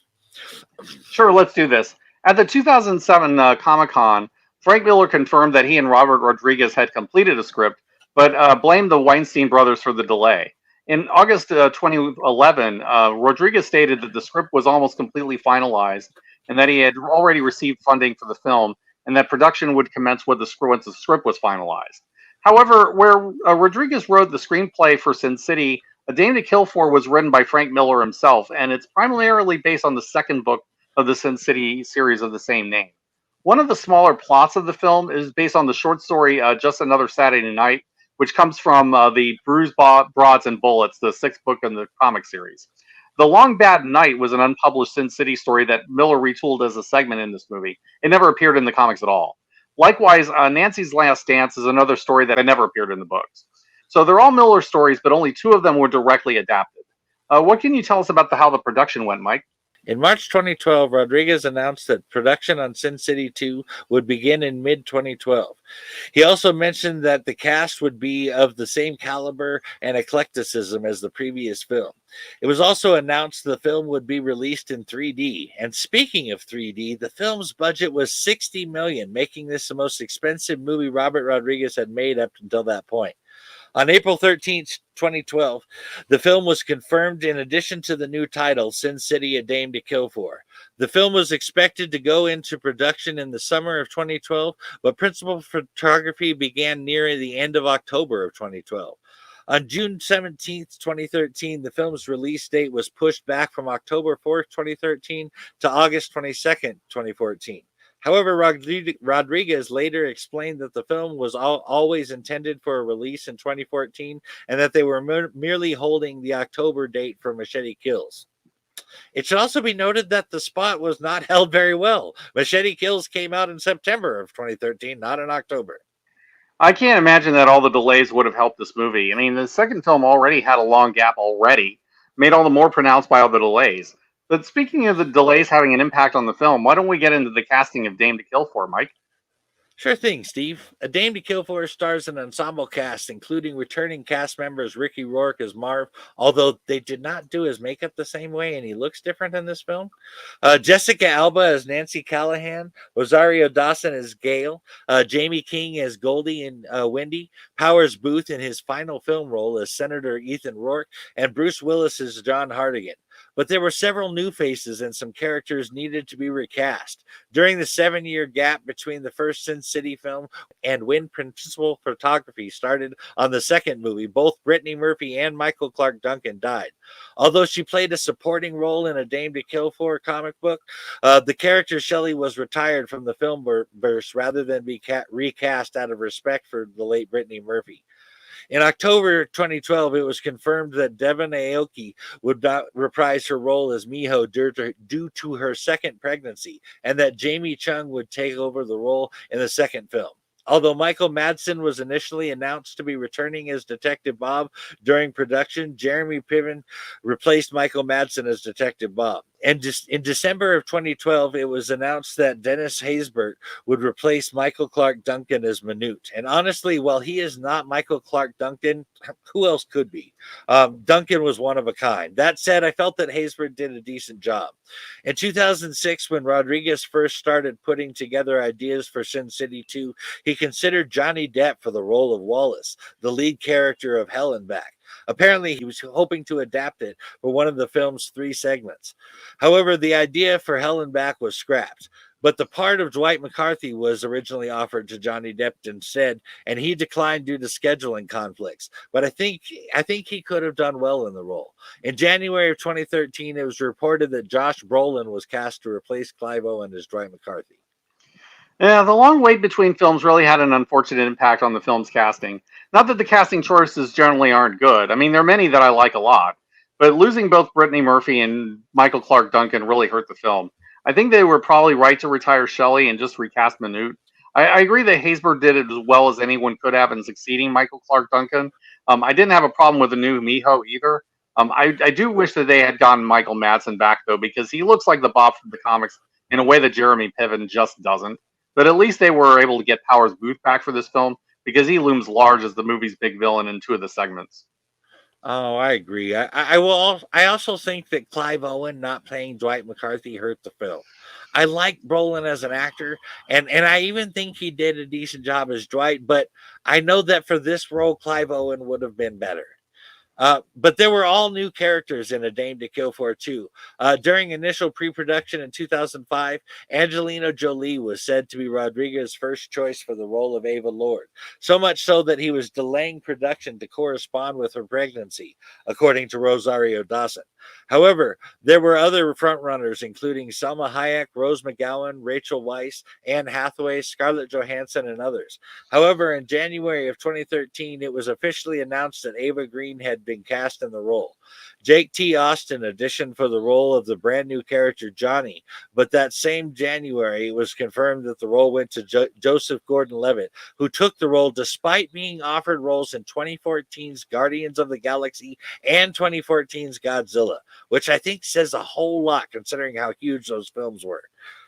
The character of Johnny was made just for A Dame to Kill For and is not to be confused with another character named Johnny from a short story, Daddy's Little Girl. This new character is described as a cocky gambler who disguises a darker mission to destroy his most foul enemy at his best game. Also, that same January, Ray Liotta was announced to play Joey Kennelly, a married businessman who is cheating on his wife. Juno Temple was cast as Sally, Joey's mistress, and a girl from Old Town. Christopher Maloney was cast as Mort, Bob's new partner and one of the few honest cops in Basin City. That same day, it was announced that Julia Garner was cast as Marcy, a young stripper who crosses paths with the new character of Johnny. Then in February of 2013, it was announced Stacy Keach had been cast as the villain Alric Wallenquist. Lady Gaga was brought on to play Bertha the waitress in A Long Bad Night Part 2. And last but not least, Frank Miller can be seen sitting next to Marv in Katie's bar. You know, since you mentioned him, I'll briefly mention Wallenquist here because there's something worth bringing about that character. Frank Miller created another character named Alaric Wallenquist during his Daredevil run. That Wallenquist was a thief and not a crime lord. I'm guessing Miller must have really liked the name if he decided to reuse it on one of his Sin City characters. But there's no question that Sin City's Wallenquist is the Wilson Fisk of this series. No doubt at all, but I do find it odd that Miller would reuse a name like that. I would certainly wouldn't work in someone else's sandbox and name a character after a character I had already had with that name in my universe. Like there will never be another Patrick O'Leary or Frank Wade, but that's just me. I believe you had a comment on Ava Green's casting, though, didn't you, Steve? I sure do, though. I'll briefly point out that other writers have done this as well. Warren Ellis created a Jaquita Wegener for Marvel in Hellstorm before he created Jaquita Wagner for Planetary, using just a slight name change. And by the way, Planetary is awesome and you should read it. Some names just stick in writers' heads, I guess, and they try again until they get it right sometimes. I don't think I'd ever try something like that myself, though, but let's move on. There's no question that Ava Green was the perfect casting choice for Ava Lord, although I do understand why they held out for Angelina Jolie, because she would have been fine. Green would have had the natural gift for playing femme fatale characters, and Ava is the archetype taken up to 11. She brought the sexuality, the presence, and the cold manipulative side to Ava. When she ends up taking hold of these men that she seduces, I mean, you believe it easily. I also really like the choice of Christopher Maloney as Mort. Maloney is a fixture of all those Thursday night cop shows, and translating that into noir worked really well. Also, I really like Joseph Gordon-Levitt as Johnny. I mean, he has that brash cockiness that really fits a gambler. Definitely. While the casting on A Dame to Kill For is not as good as it was in 2005 Sin City, it was well done. But what do you say we get into Just Another Saturday Night? The story for Just Another Saturday Night goes like this. Marv regains consciousness on a highway overlooking the project, surrounded by several dead frat boys and a crashed police car, with no memories of how he got there. He retraces his steps, recalling that since it's Saturday night, he would have watched Nancy Callahan dance at Katie's saloon. Next, we see him stepping outside Katie's into the alleyway, where he smells burning hair and flesh and sees a homeless man on fire running away. A little further down the alleyway, Marv runs into four rich frat boys burning another homeless man alive. When Marv intervenes, the leader of the frat boys shoots him in the arm, calling him Bernini Boy, which Marv mishears as Bernie.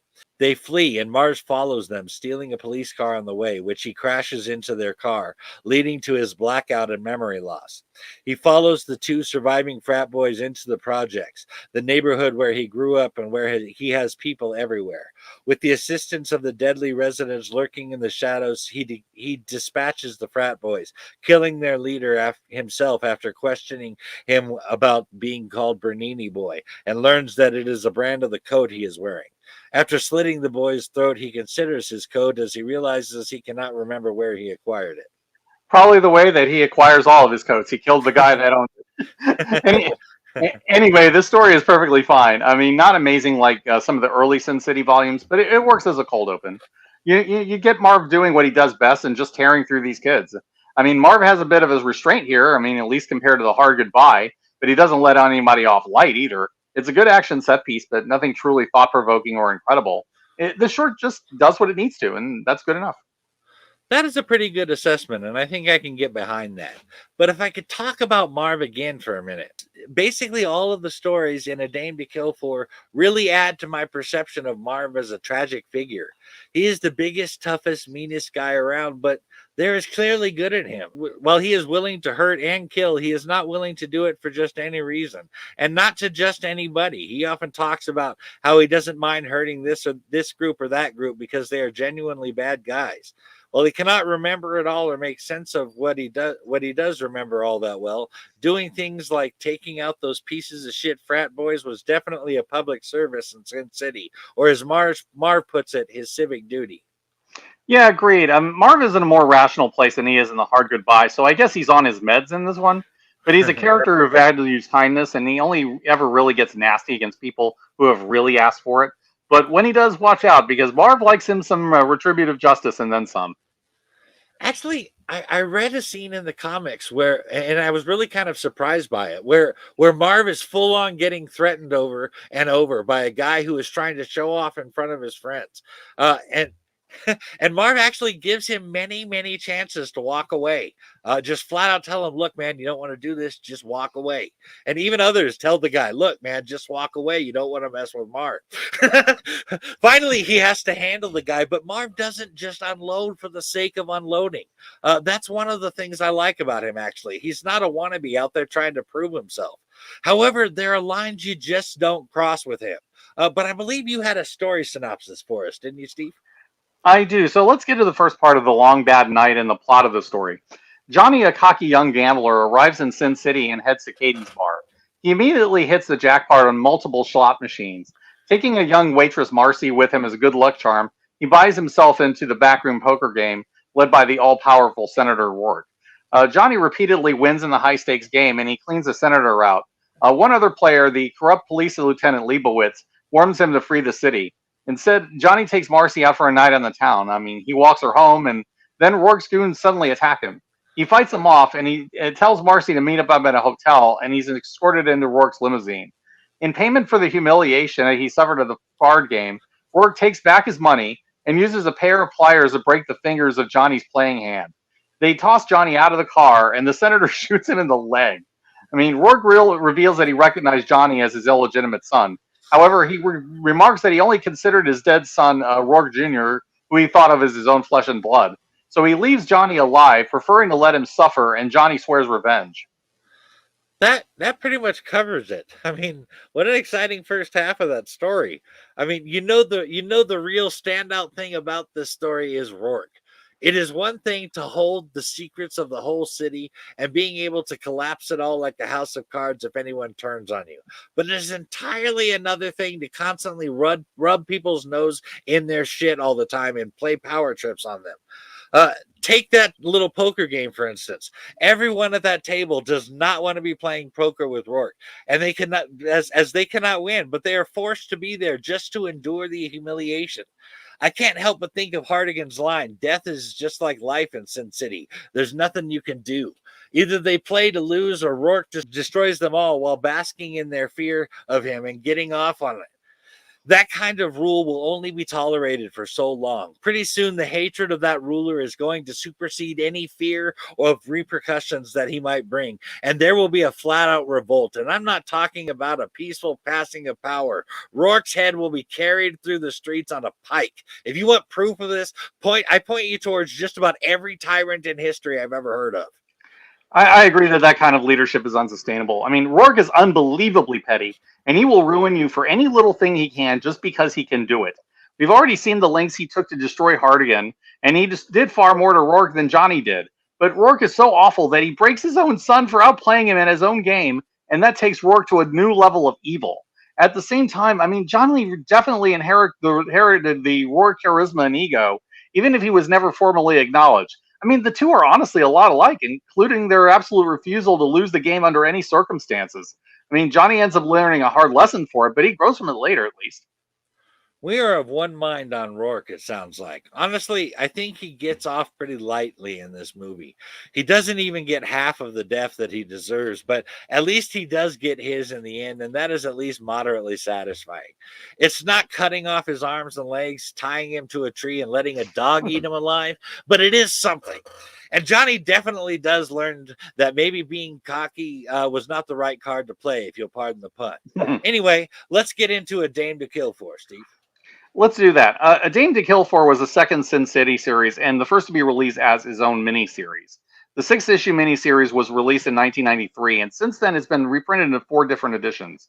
Sin City stories in the film are often presented out of order, and this one does as well. There are some things that happen in A Dame to Kill For that explain certain things from the first movie. Technically speaking, this is the prequel to A Big Fat Kill, and it sets up where characters are in that story. Specifically, Dwight beating Damian Lord to death in A Dame to Kill For explains why Dwight McCarthy is wanted for murder and is one arrest away from the gas chamber. Also, Shelley mentions that Dwight has a new face in A Big Fat Kill. In this story, we find out that Ava shot Dwight 6 times. This is particularly relevant because in the movie she only shoots him 4 times, including once in the eye, blasting him out of a window where he's rescued by Marv and taken to Old Town. Dwight gets surgery and a newly reconstructed face from the prostitutes in Old Town, thanks to Gail proclaiming her unwavering allegiance to Dwight because he's the only man she will ever love. Also, we find out that why Miho was one to save Dwight from the tar pits and why she didn't kill him the night that he showed up shot to hell. We find out that Dwight saved Miho's life when she was 15, 3 years before the story. But it was sometime before that when Dwight and Gail had their one fiery night, which is something that is referenced in A Big Fat Kill as well. Also, Minute's right eye is missing because Marv ripped it out while whooping Minute's ass in A Dame to Kill For, and Minute is revealed basically to not be human. Also, the scene where Marv and Dwight are being followed in Old Town by the cops, and all of them turn back but one, and they destroy his vehicle, that's right from the comic, and it served to introduce the reader to the truce between the cops and the girls of Old Town, and showed that the cops had no authority there. Also, you'll note that in the corner of the screen, when the cop car blows up, we see a man running away, and I think that was the cop. I say this because in the first film, they see clearly that they could rough a guy up, but he had to be left alive. That was the rule. In the comic, we see 2 cops running away from the car as well, so that seems to fit.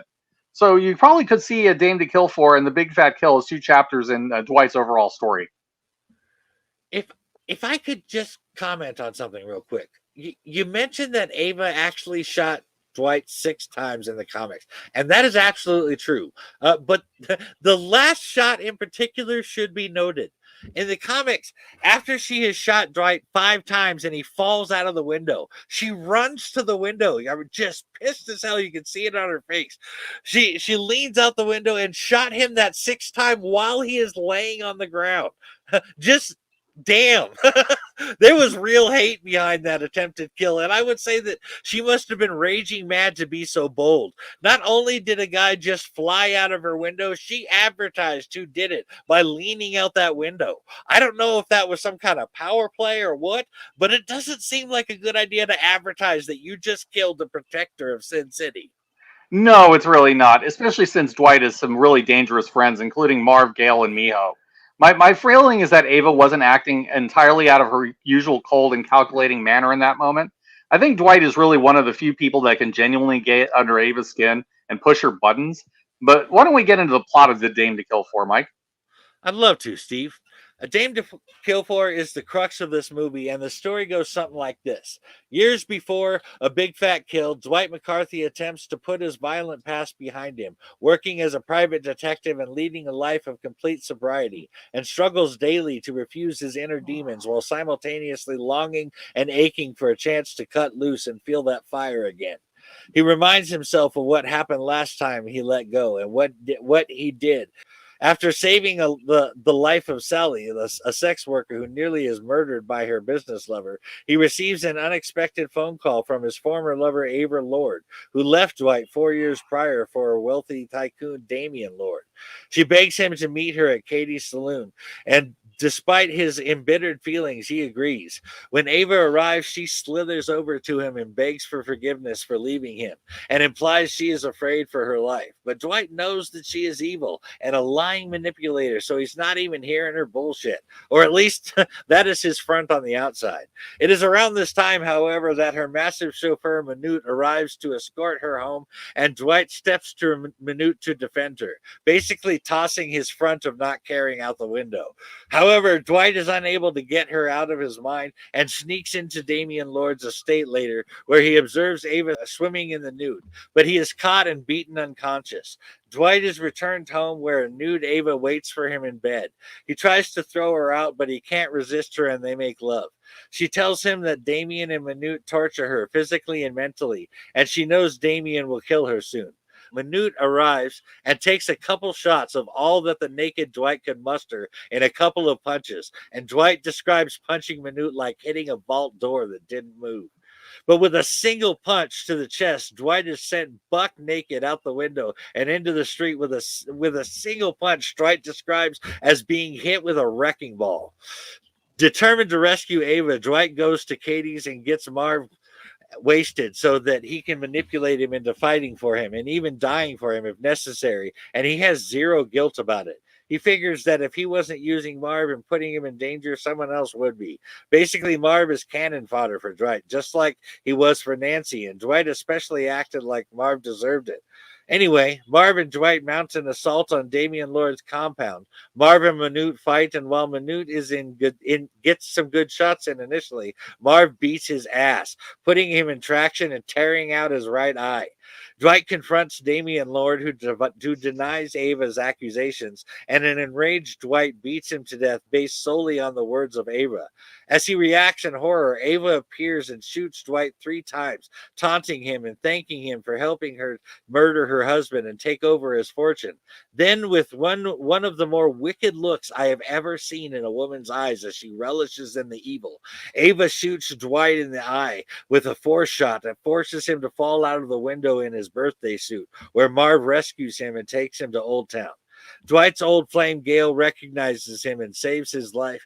With the help of Gale and the deadly assassin Miho, who knows that Dwight saved her life when she was 15, Dwight undergoes reconstructive surgery on his face and plots revenge.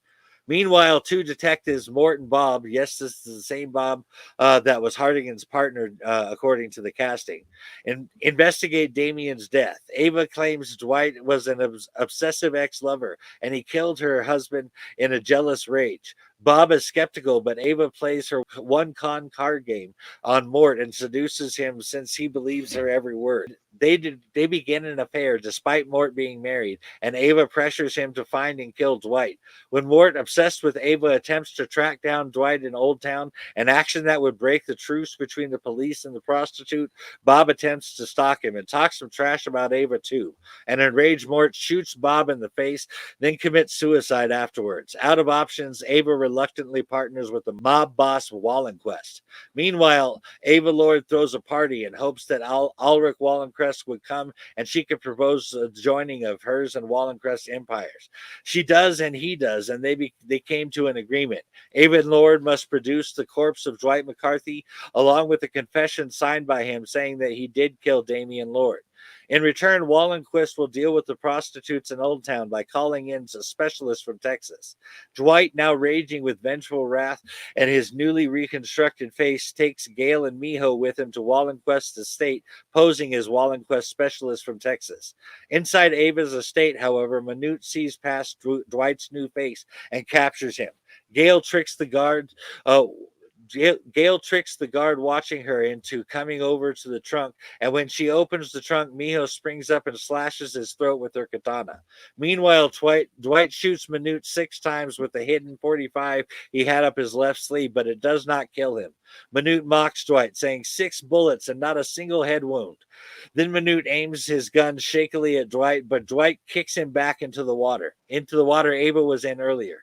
Dropping his gun, Dwight scrambles to grab his gun as Ava grabs Manute's gun and shoots him several times. Ava attempts to convince Dwight that pain has set him free and he is no good anymore like her, and encourages him to be like her, i.e., evil, and let the old Dwight go. And that pain that he suffered revealed his true intentions. But Dwight shoots her in mid kiss and she dies, and I fucking cheered.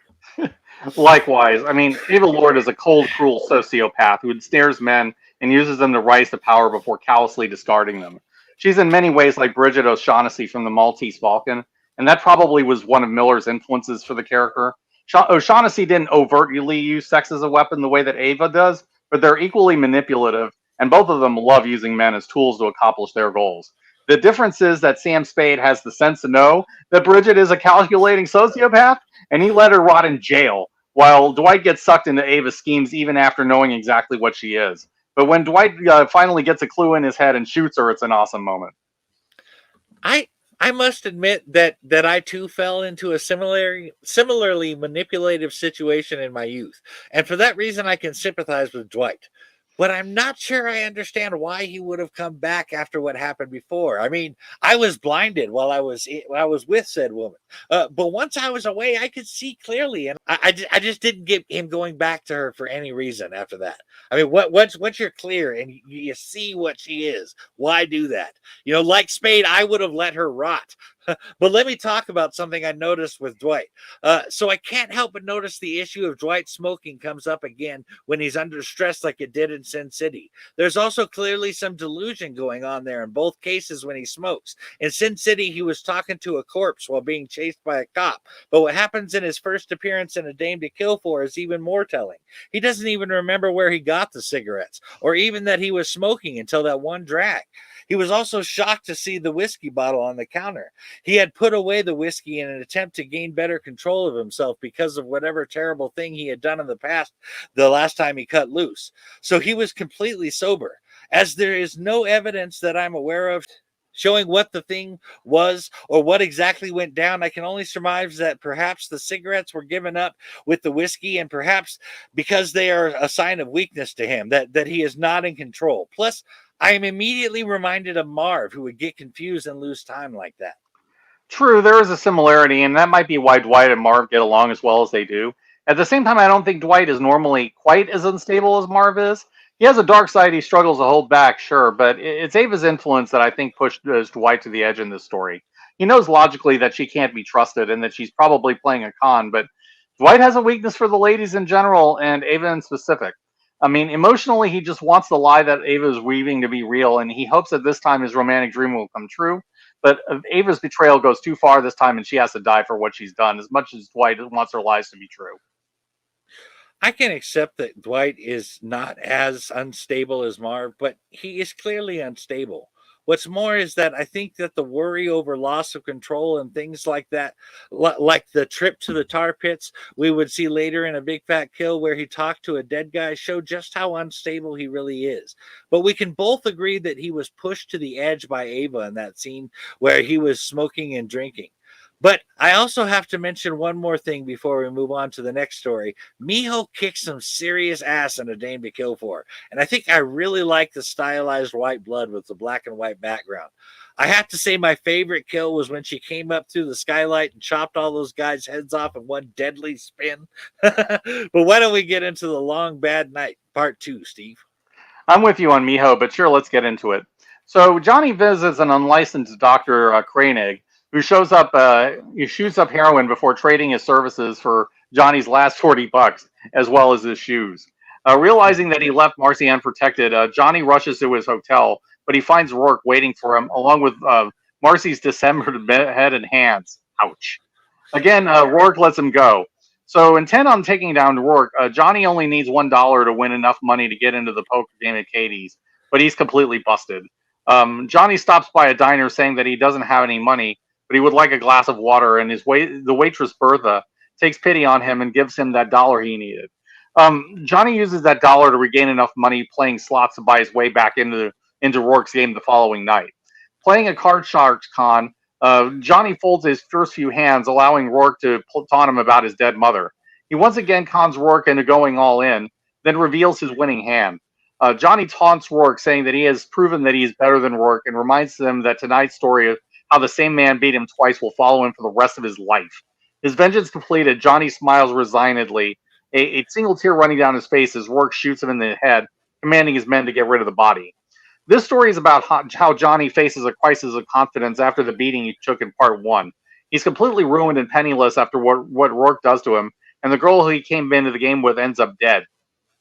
But Johnny's able to build himself up again, regains his fighting spirit, and then finds that Rourke confidence again. I do get the feeling that Johnny is playing Rourke at first, pretending to be broken, and then having learned his lesson, but it's a setup. You have two people who hate losing, and both have an indomitable will to win the game, whatever it takes. In many ways, Johnny is the son that represents the best of Rourke, although Rourke continues to spurn him. That is a great comparison. Johnny is the best of Rourke. I really like that. I guess there was more to the family resemblance than just looks. Speaking of the familial connection, though, it seems to me that Rourke is getting an extra amount of pleasure fucking with Johnny because Johnny is his son. He seems to really enjoy saying and doing cruel things to him in reference to his being his father and knowing his mother. I personally get the impression that losing Rourke Jr. might have changed Rourke. I'm not suggesting that he ever cared at all about all of his children, but there is malice in his feelings towards them now because of Rourke Jr.'s death, I think. But it's just a theory. Also, I think that Johnny also did what he did to Rourke specifically because Rourke was his father. He knew that he would end up dead, but if he could avenge his mother and prove himself better than his father, I imagine there was some kind of vindication there for him. Plus, he did one of the only things that might leave a lasting effect on Rourke by starting that legend that will be spoken of in whispers. True, and I think you're onto something with the junior idea. I think that Rourke hates Johnny for being the one that survived while his favorite son was destroyed and then killed. He has no one to direct that rage and grief towards, not with Hartigan dead. So Rourke, being as malicious and petty as he is taking all of his rage out on Johnny. Worse, Johnny beat Rourke at a game that he feels he should have won, an embarrassment that he's not going to tolerate. That's something he wanted for Junior, not an illegitimate child of a woman that he hated. So Rourke does a lot of projection, I'm noticing. But Yeah. let's get into the last story on our list, Mike, shall we? Absolutely. 4 years after that yellow bastard, Nancy Callahan is in deep depression over John Hardigan's death and angry that he promised her she would never lose him, but he isn't there anymore. In fact, her constant visits to Hardigan's grave drew the attention of Senator Rourke, whom Nancy has become obsessed with, getting revenge on for having driven Hardigan to kill himself. Then we saw that on the same night that Johnny joins the backroom poker game, Nancy attempts to shoot Rourke from the stage of the Cadies, but she can't bring herself to pull the trigger. As she wallows in despair, the ghost of Hardigan watches over her, unable to reach her, but still attempting to help. In a full on drunken cry, Nancy sees a movie on television where Frank Miller, as Sam, says, "You shot me in the gut." And Robert Rodriguez, as Sam's unnamed friend, says, "It wasn't me, Sam. It was the babe."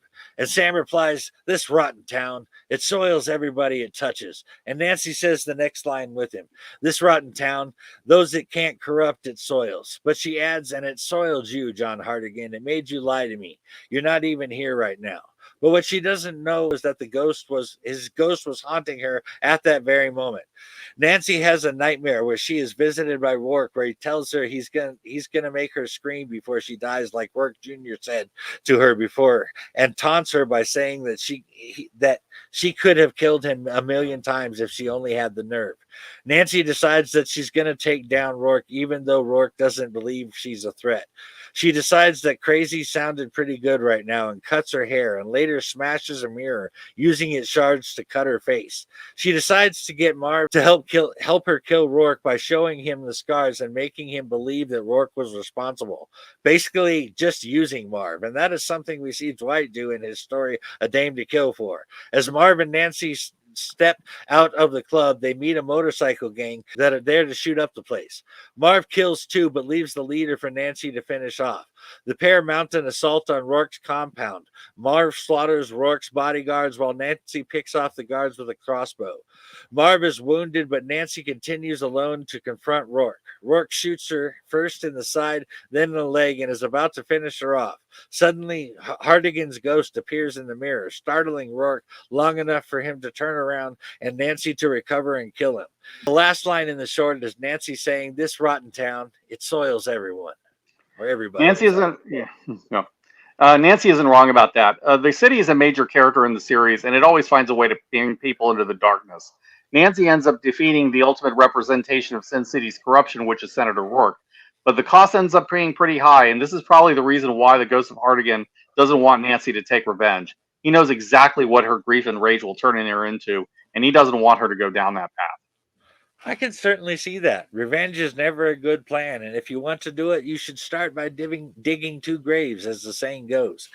Hardigan could see what her pain was doing to her, but he knew that even with that pain, she would be worse off and hollow even if she survived. But like Rourke said, he could not even believe that she had made it as far as she did, and I'm sure Hardigan was worried it would be the death of her, and he was right. But I believe you had some thoughts on the film to share, didn't you, Steve? Yeah, while I do mostly like this short, I do have a problem with this story that I want to talk about. Nancy's Last Dance does not really seem to fit in anywhere in terms of continuity. The last time Marv meets Nancy in The Hard Goodbye, she has her normal face and she doesn't act the way that she does here.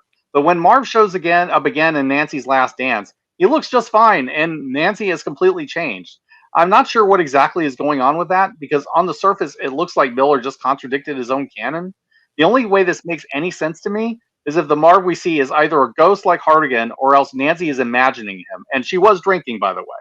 It makes sense that Nancy would imagine Marv, seeing him as the strong person that she's aspiring to become. But that's just my own headcanon and an attempt at a no prize. Hey, if my vote counts, that was definitely a no prize because you are spot on there. I personally felt like the story was wedged in and doesn't fit well into the overall story either. Also, the whole thing with Nancy and Marv doesn't match the characters, like you mentioned. It all just feels crammed in to make the movie a little longer and wrap it up a little. But overall, it felt kind of flat. That said, and ignoring the problems, this was a nice way to end the story, I thought, with the Rourke family finally dealt with. I also like the idea that Hardigan really meant that he would never leave her, even in death. He remained at her side and was part of saving her life in the end. It was all very poetic, but I understand that A Dame to Kill For might not have actually been planned as the end of the franchise. Could you tell us about that, Steve? Sure, I'd love to. There were definite plans for a third film. In fact, Frank Miller revealed at the 2014 Comic Con that he and director Robert Rodriguez had discussions about making another Sin City. The idea was that they were planning to adapt Helen back with Johnny Depp as Wallace, as you mentioned before. Depp was reportedly interested in doing a Sin City film because he was a fan of the series, but it just wasn't to be. When the topic came up again at Comic Con, Miller said, "So you better show up for number two, or they won't pay for it." Those turned out to be prophetic words because they didn't pay for it. Due to the poor box office numbers for SimCity: A Dame to Kill For and mixed reception of the film, plans on the third SimCity film were shelved. Given that it's been 8 years since the last one, I very much doubt we're going to see SimCity 3. But there were other plans in the works, weren't there, Mike? Yes, there was, Steve. Dimension Films planned to develop a soft reboot of the series for television. Stephen Leheroux, who produced the second film, was to oversee the series with Sin City creator Frank Miller. The new TV series would feature new characters and timelines and be more like the comics rather than the films. On November 15th, 2019, Legendary Pictures bought the rights for the television series. There is currently no set release date for the Sin City TV series. The show has experienced a number of behind the scenes shakeups over the course of the last few years as the rights have changed hands and different creatives have come on and gone from the project. That, plus the onset of COVID-19 panic in 2020, has seemingly sent the Sin City series to something approximating development hell and preventing it from making meaningful traction.